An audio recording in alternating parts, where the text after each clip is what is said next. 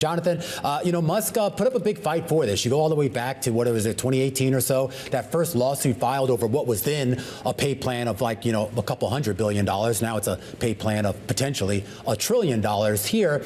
Does this kind of clear the deck for Tesla and, more importantly, for Elon Musk to just kind of go forward now?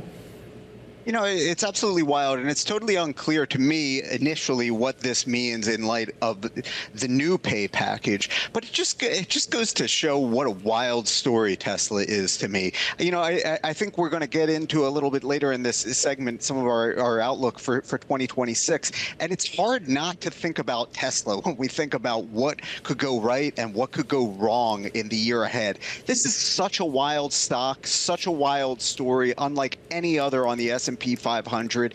And, what this tells us, what this reminds us of, is anything can happen with this name. It is, it does not trade on fundamentals. It's just wild. Well, that's what I'm curious about, too, because we talk about the stock sort of rebounding. It's still only up less than 20% on a year-to-date basis, which for a stock like Tesla is actually not necessarily that good for a stock that typically tends to almost double in most years.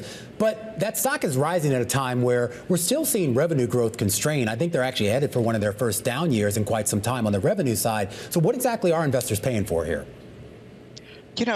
As always, they're paying for a story. The thing that I find most incredible about Tesla is how, Musk has been able to move the bar again and again, and investors continue to be willing to go there with him. We often hear,